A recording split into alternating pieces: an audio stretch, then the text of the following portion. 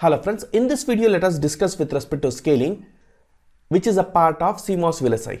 In this video we are going to talk about the definition of scaling, what is the need for scaling, what are the scaling parameters and its types. We will be having three variants of scaling. One is a general scaling, second one is constant voltage scaling, and the third one is constant field scaling. What do you mean by it? Let us discuss in this video. And what and all the challenges that we are going to face when we are going to perform scaling operation. Hello friends, this is Arun Kumar here. I welcome you to my channel Craving Gyan. If you are visiting first time to my channel, make sure you're going to subscribe to my channel and click on the bell icon to get instant notification whenever I upload a new video. You see, refer to the previous year question papers, quite number of questions are from scaling. Hardly we have to remember the scaling parameters of 14 in numbers. And we have to remember only the general scaling. Say suppose if they are asking with respect to constant voltage scaling or for constant field scaling, what is the substitution you are going to make, that one if you are remembering, that is more than enough. Ultimately, what is the definition of scaling you have to remember, what are the advantages of scaling we have to remember, nothing but the need of scaling, and last but not the least, we have to remember what are the challenges that we are going to face when we are going to perform this scaling operation. Only these things if you are in a position to remember, that is more than enough. Now, already we have made a revision video on CMOS VLSI. If you have not watched the video, links are given in the description. Also, you can click on the I button. Next, already we have made a introductory video with respect to CMOS VLSI. If you have not watched that video, links are given in the description. Also, you can click on the I button. Let us move on to the technology wise. See, way back in 1947 where the transistor was just evolved. At that time, say suppose in a unit area, see, we are in a position to incorporate only one number of transistor. Say suppose as the technology evolved, we are in a position to incorporate 10 number of transistors in that given area itself, nothing but in the die itself. So this type of integration is referred as a small scale integration. I'm going to discuss in further why we need this chart. Next, say suppose further in 1966 we are going to incorporate hundreds of transistors. So that version is referred as what? Medium scale integration. Then large scale integration. We are going to talk about very large scale integration, VLSI. There we can able to incorporate up to 10 lakh of transistors. Then comes ultra large scale integration and giant scale integration. As the technology evolves, we can able to incorporate more and more transistors. Thereby features of the device can be improved.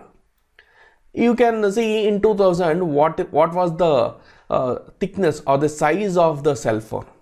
At that time, we most often will be using only the keypad. Now each and everything is a touch one. They will be asking with the examples also. Very large scale integration circuits, we are going to make use of 16-bit and 32-bit processor. 16-bit processor example is what? 8086. Large scale integration 8-bit microprocessor, sorry, 8085 microprocessor. These things also you have to remember. Now they can ask you the definition of Moore's law. According to Gordon Moore, what he has predicted is the number of transistors in an integrated circuit will double every 18 months. But later on that prediction was about to fail. Then he has made one more statement stating that the number of transistors on an integrated circuits will double every 2 years. This was the prediction line that is represented in green color. Then the actual one will be the blue one. Right? This much of deviation will be there.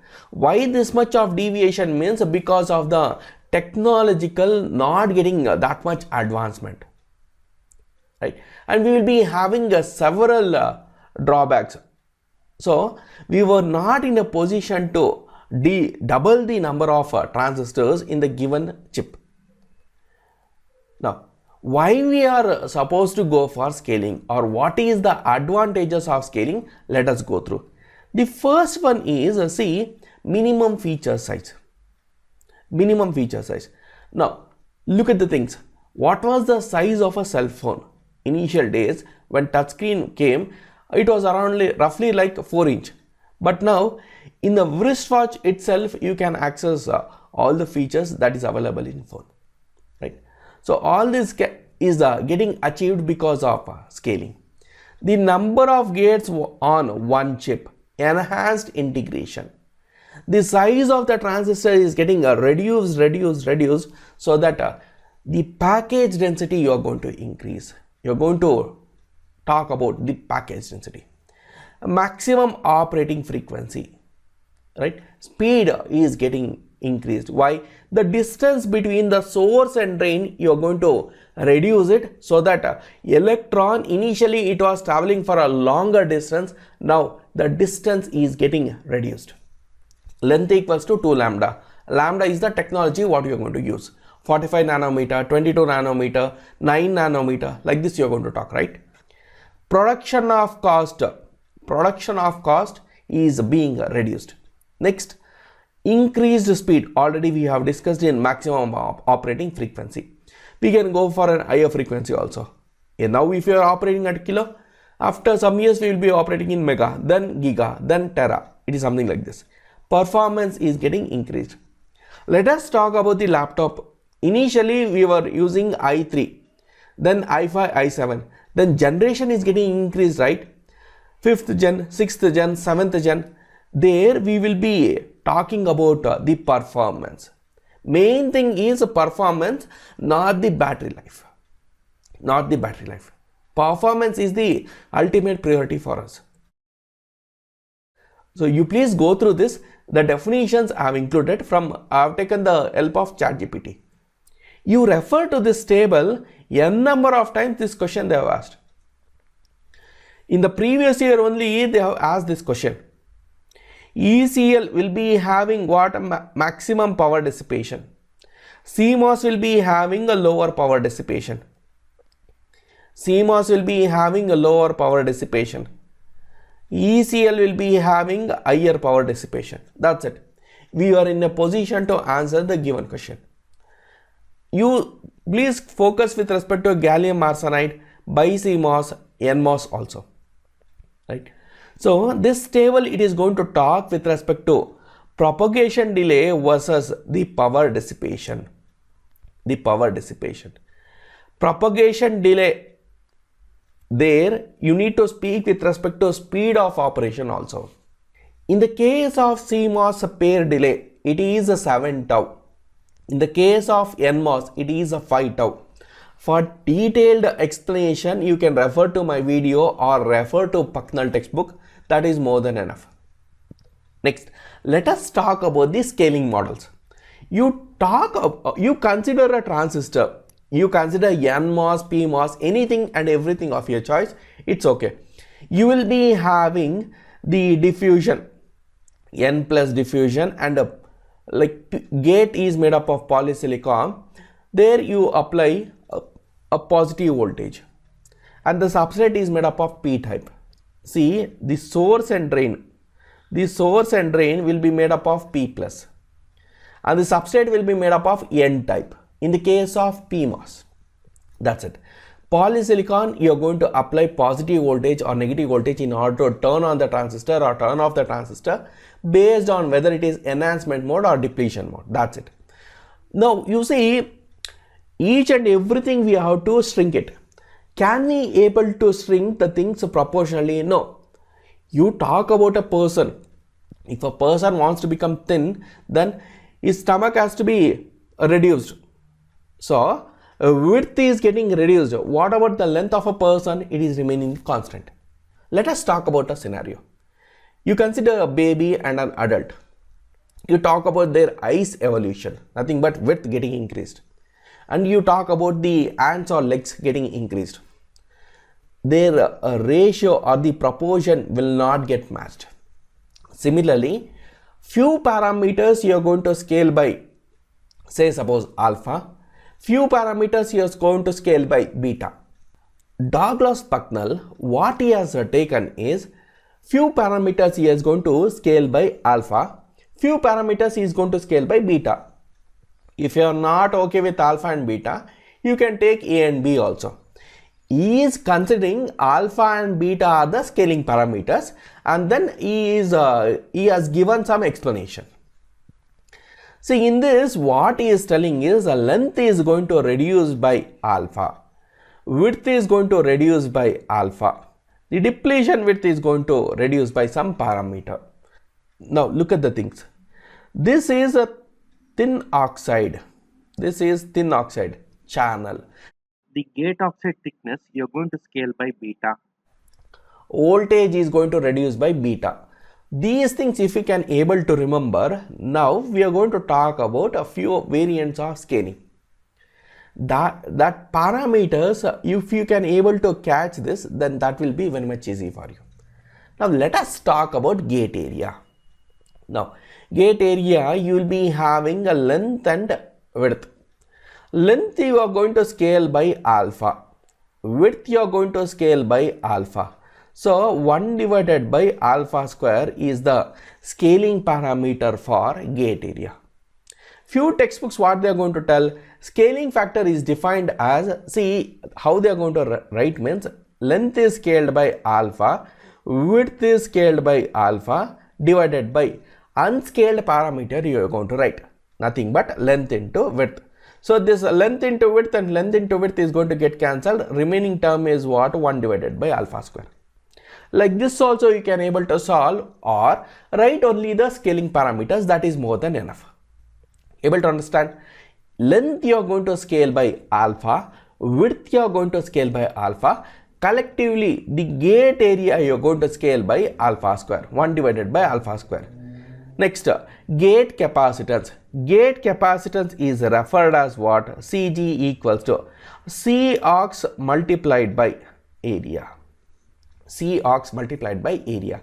What is Cox? Capacitance of the oxide layer, which is given by epsilon of the oxide layer divided by thickness of the oxide layer into area means what? Already we have discussed, length into width.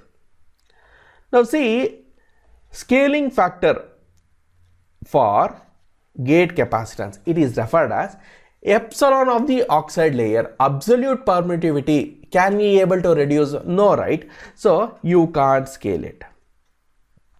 Thickness of the oxide layer, I have already discussed, it is scaled by beta. So it is 1 divided by beta into length you are going to scale by alpha, width you are going to scale by alpha. So beta, send it to the numerator. So what you are going to get is beta divided by alpha square is the scaling factor for gate capacitance. Able to follow? Next, gate capacitance per unit area divided by area we have to write, that's it. This is given as see Cg divided by area. Cg divided by area. Now Cg is what? Cox into area divided by area. Area L into width. So these two terms are going to get cancelled. Now what is the thing you are left with is a Cox. How you can write? Epsilon ox divided by T ox. Epsilon ox divided by T ox. Now can we able to scale the absolute permittivity? No, right? Scaling factor for capacitance of the oxide layer, it is 1 divided by thickness you are going to scale by beta. So the scaling factor is beta. Gate capacitance, it is a beta divided by alpha square divided by area. Area you are going to scale by 1 divided by alpha square. So it is beta divided by alpha square into alpha square, nothing but you are going to get beta. Important. Fourth one is a parasitic capacitance. See, say suppose if you are laying two metal rails, so this is one circuit and this is one more circuit. Here you will be having a thin oxide or thick oxide, right? So here say suppose this is positive rail and this is a negative rail. These two things will form what? Parasitic capacitance. These two things will form what? Parasitic capacitance. So what is the effect of parasitic capacitance on noise? This is important. This is important. So we have to discuss with respect to the scaling parameter of parasitic capacitance, that is represented as Cx. See, this is referred as, or this is given by Ax divided by D. Ax divided by D. This D is what? Depletion width. Depletion width. Now, area you are going to define it as what? Length into width. So, area is what? Length into width. A depletion width is what? D. The scaling factor for parasitic capacitance is referred as length you are going to scale by alpha, width you are going to scale by alpha, and this depletion width you are going to scale by alpha, not beta. Not beta. Very, very important. So, the scaling factor you are going to get what? 1 divided by alpha. 1 divided by alpha. Right? Next, carrier density in channel. It is referred as Q1, which is equals to, so you can write it as C, capacitance of the oxide layer into voltage, that is across gate terminal to source terminal, that is VGS. VGS. Now, this oxide layer, you are going to write it as, already we have discussed, it is epsilon ox by T ox into voltage, right, V or VGS, anything and everything is okay. Let us write the scaling factor of Q1, which is equals to epsilon of the oxide layer, you can't scale it, 1. Thickness of the oxide layer you are going to scale by beta, so it is 1 divided by beta. Now, voltage you are going to scale by 1 divided by beta, which is equals to 1. Why? Beta and beta is going to get cancelled. So, carrier density in a channel, you can't scale it or you can't reduce it further. So, the scaling factor is 1 we are going to get. Next, saturation current, that is IDSS, which is equals to, you can write IDS also. IDSS for JFET you are going to write. IDS in the case of MOSFETs. See, what is the current equation? Mu n times of Cox into W by L into VGS minus VTH the whole square. VGS minus VTH whole square whole divided by 2. That's it. Now, VGS minus VTH, it is one voltage value. Call it as, say, Vx. Right? Now, this is defined as a mu n into Cox, you can write it as what?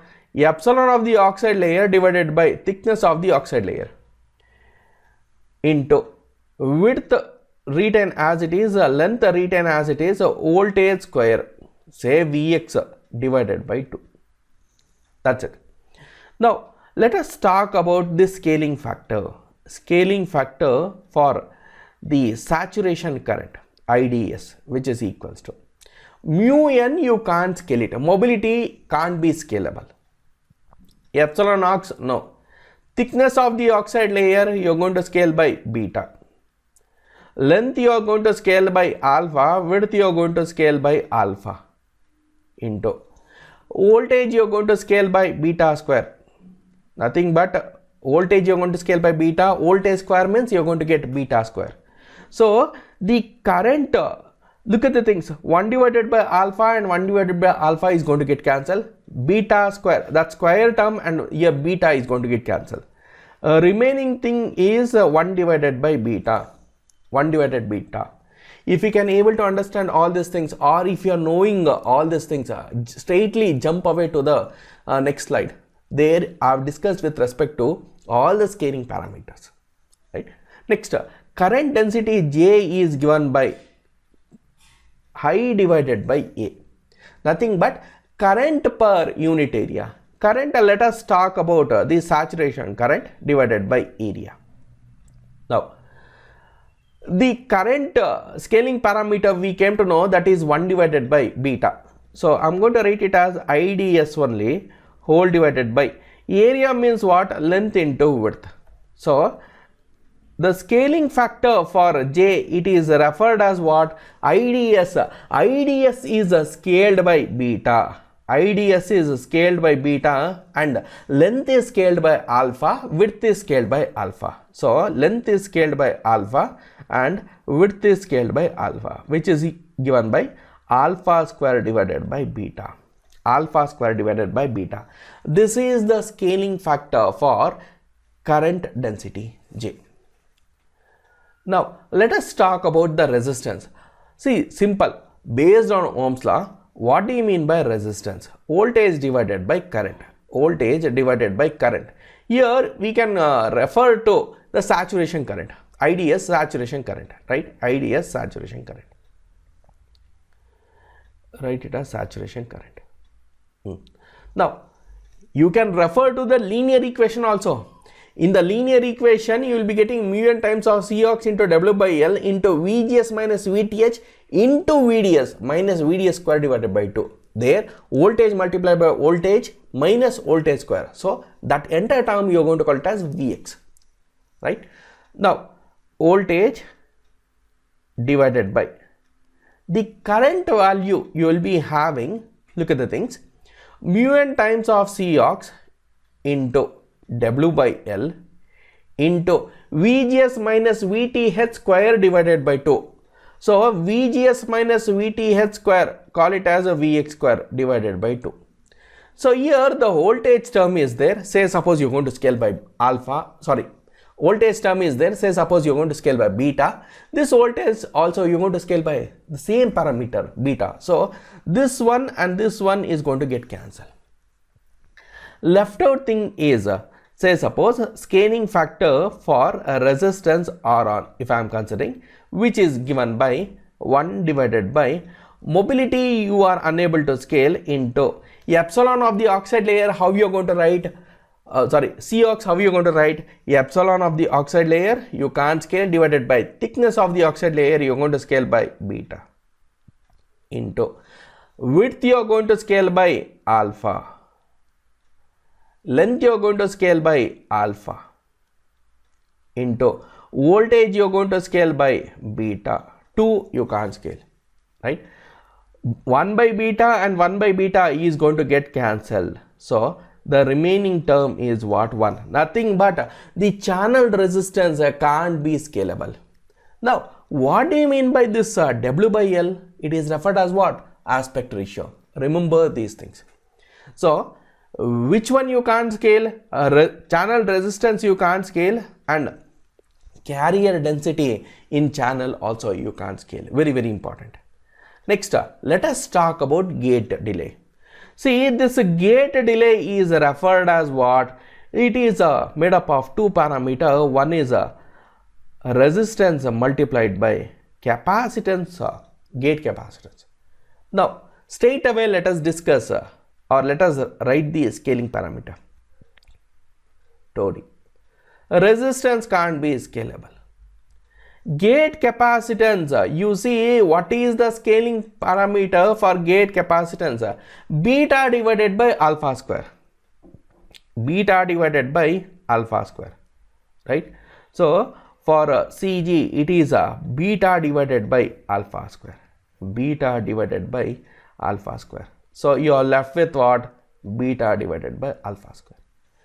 Gate capacitance TOD, it is scaled by, or what is the scaling parameter? Beta divided by alpha square. Very, very important. Next, what is the maximum operating frequency? F naught. The frequency is directly a function of delay. Delay is less, operating frequency is more. Delay is more, operating frequency is less. So it is inversely proportional to. It is a function of a TOD but inversely proportional. So the scaling factor of the operating frequency or the maximum operating frequency, it is the inverse of the gate delay. Gate delay is scaled by beta divided by alpha square. So here the parameter will be alpha square divided by beta. Alpha square divided by beta. Next, switching energy. Switching energy, it is referred as, or the equation is of Cg VDD square. Of Cg VDD square. This is the definition, or this is the equation how you can define the switching energy per gate. Switching energy per gate. Now look at the things. This gate capacitance already we have discussed. The scaling parameter for Eg. Half we can't scale. Cg, what is the scaling parameter? Beta divided by alpha square into voltage is scaled by beta.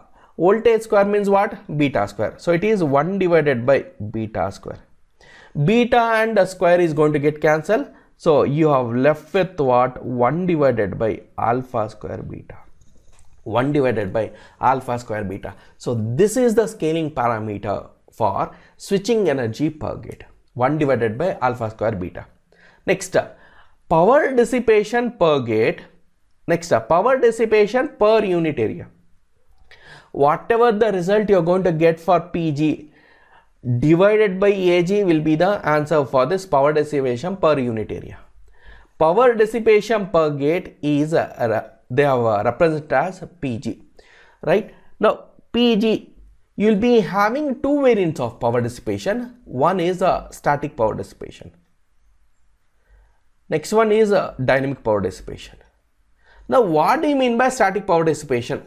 See, applied a logic level, say suppose 0 applied, it has taken. Now you are going to calculate the power dissipation with respect to one gate, or say suppose applied logic 1. What is the power that is being dissipated? That one we are going to calculate. What do you mean by dynamic power dissipation? Means at the time of transition. Say suppose if I am switching from logic 0 to 1, 0 to 1, at that time what is the power that is being dissipated? Or from 1 to 0 while making a transition, what is the power that is being dissipated? These things are important. Let me talk about a CMOS. See, in the case of CMOS, if I am deriving with respect to input to output curve, if I am taking, the curve will be something like this. The curve will be something like this. See, this is at 0 volts and this is at VDD. Say suppose 5 volts you are going to consider. What is the static power dissipation? Means you will be getting 0. Will be getting 0. See, this is the voltage curve. Let me sketch the current curve also. In the current curve you are going to get something like this. This is at 2.5 volts. This is at 5 volts. Right? When your input is at 0, when your input is at 0, when you applied input as 0, what is the voltage? 5 volts. Output 5 volts you are going to get. But what is the current? Current, it will be 0. Power dissipation is 0. Voltage multiplied by current. Similarly, say suppose if I am applying a logic I 5 volts. So input is 5 volts. Output current is what? 0.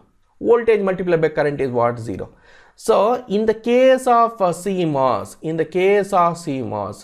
static power dissipation is 0, but dynamic power dissipation is what?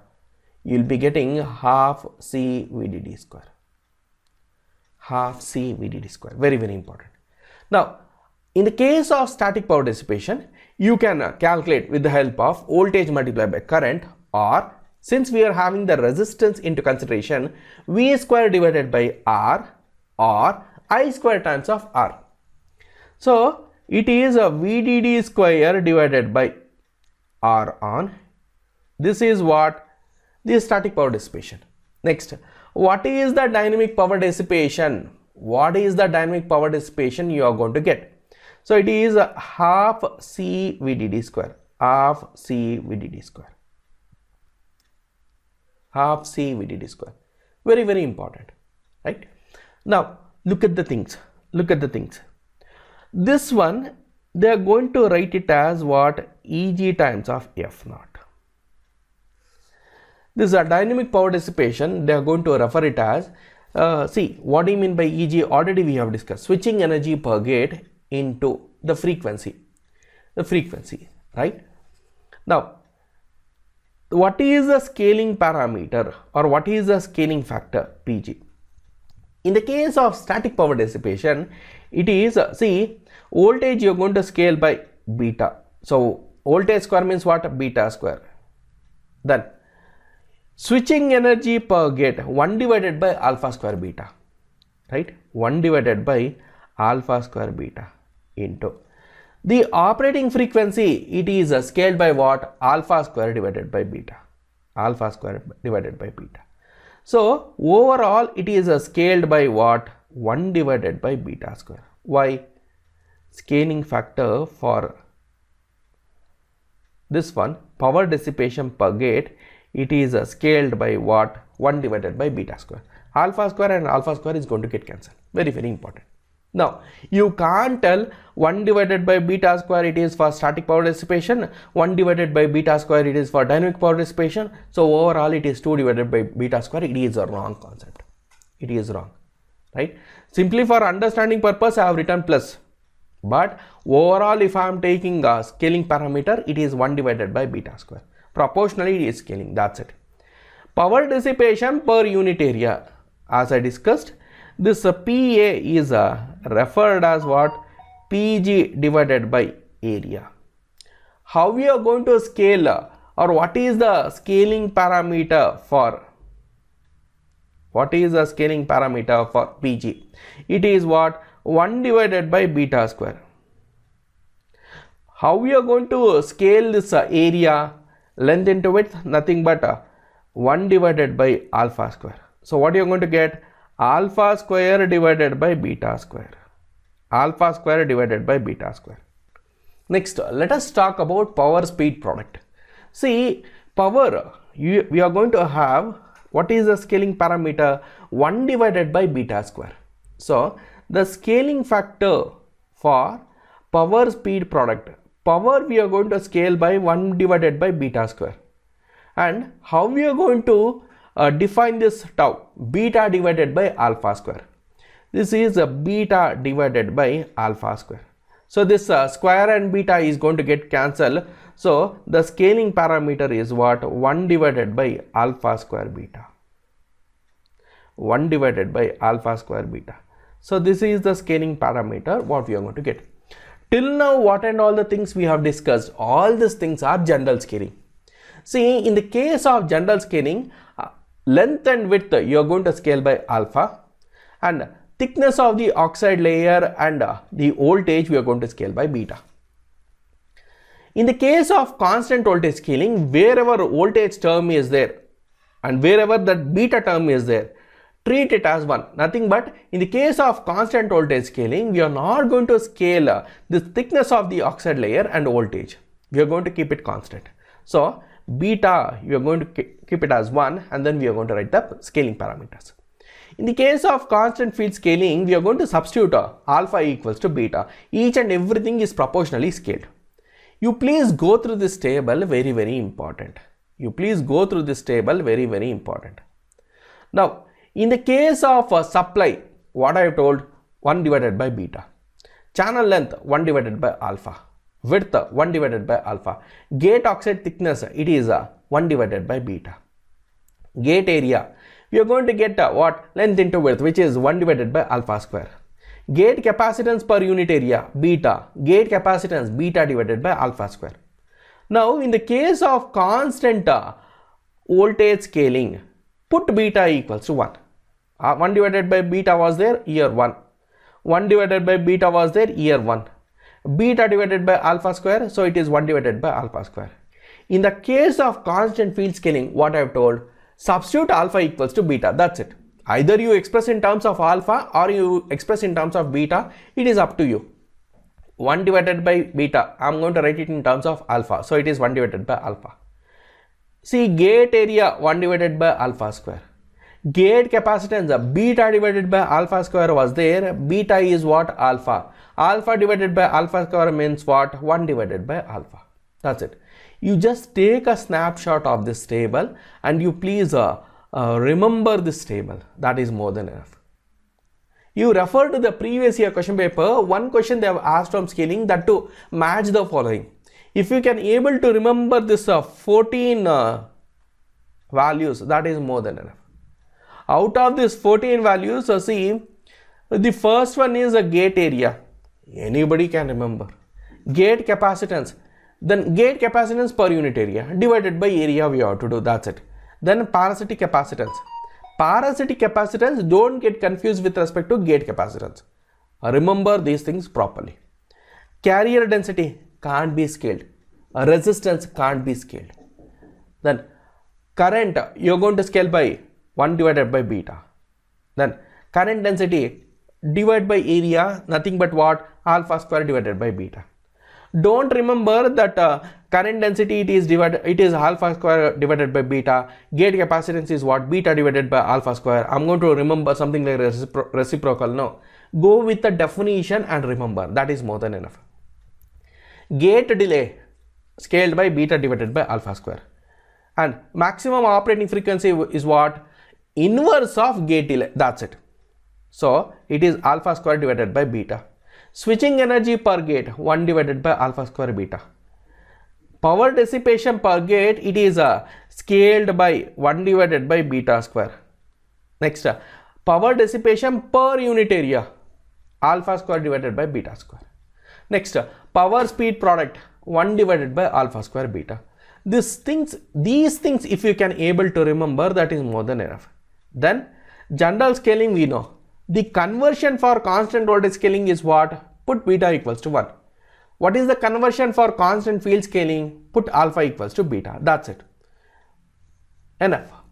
Now, till now we have talked about the definition of scaling. What is the need for scaling? Next, let us talk about what are the drawbacks of scaling. You refer to Wayne Wolf or any other authors of your choice. They will tell only the short channel effects. But in this short channel effect, we will be having quite number of the things. Right? First, see, we are going to reduce the distance between the source and drain. Right? So, the effective length we are going to reduce. Also, we are going to reduce the depletion region. Also, we are going to reduce that polysilicon area. We are going to touch. But as of now, say suppose the distance between source and drain I am going to reduce. What is the problem I am facing? Increased leakage current. See, initially before scaling, that electron has to move from source to drain. Now it is next to it, easily it can jump or easily it can make a transition. Scalable threshold voltage. Initially we were applying the gate voltage, say suppose 1 volt you are applying in order to create or enhance the channel or remove the channel. Now the source and drain is very much close. Small amount of threshold voltage is enough, or say suppose a glitch or a noise can turn on the device. Heat dissipations will be there. One concept is there in power electronics, in SCR. There we will be talking about a di by dt. Right? So similarly in this also we will be having this heat dissipation. When heat dissipation is more, the performance degrades. The same things happens in our cell phones also. Complexity of design and manufacturing. Technology advancements, if it is not there, means we will not be in a position to meet that market demand. Quantum effects will be there. Increased power density, already have discussed. Reliability you talk about the drain punch through, right? Then lifetime, because of the heat dissipation it is not reliable and chances of wear and tear will be more. Cost of development will be more. Not every person can incorporate with respect to the advancement in technology. Integration of new materials and processes. Main thing is, let us talk about the short channel effect. Northium tunneling. What do you mean by Northium tunneling? Means, see, you will be having the source terminal and you will be having the gate drain terminal, and you will be having the channel, and on top of it you will be having the thin oxide, then polysilicon. If this width is reduced, the electron, instead of traveling from source to drain, it make a tunnel towards, or it make a transition towards the gate. Thereby a whole kind of thing will be created, and then the electrons, some of the electrons will start moving towards a gate, right? So it is a kind of leakage, and that is referred as what? Northium tunneling. This will be a permanent damage. Then threshold voltage roll off, already we have discussed in scalable threshold voltages. Then drain induced barrier lowering, this is important. Also one scenario is there, drain punch through. See, let us talk about NMOS. Here you will be having N plus. Here you will be having N plus. The substrate is made up of P. But look at the things. This is a channel. Here we are going to dope with the N type. Why? In order to reduce the speed of electron. Right? A velocity saturation and drain punch through. The definition of short channel effects and the drawbacks of scaling I have listed over here. You please take a snapshot of it and you please go through it. And in the CMOS Bucknell textbook, he has given substrate doping scaling factor. It is defined as what? D equals to, this equation also you have to remember.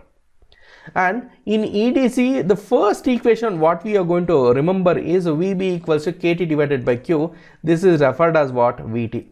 Ln of NA/ND divided by NI square. That's it. Right? Next, how we are going to, or what is the effect on depletion width when we are performing scaling? You please refer this one also. Already we have made a detailed video on introduction to CMOS VLSI. There we have talked about the NMOS, CMOS, PMOS, and next evolution we will be having pseudo NMOS. All those things I have listed in this video. If you have not watched that video, please go through it. The links I am going to give in the description also. Already we have made a detailed revision video on CMOS VLSI. If you have not watched that video, links are given in the description. Also you can click on the I button. You can click on the second video to access it. In this video, we have discussed with respect to scaling, which is an important topic of CMOS VLSI. If you have followed with this lecture, please give it a big thumbs up. Also share this video with your friends, and don't forget to subscribe to my channel Craving Gyan. All the best for exams. Thank you. For test series, you can refer to craving gyan.com.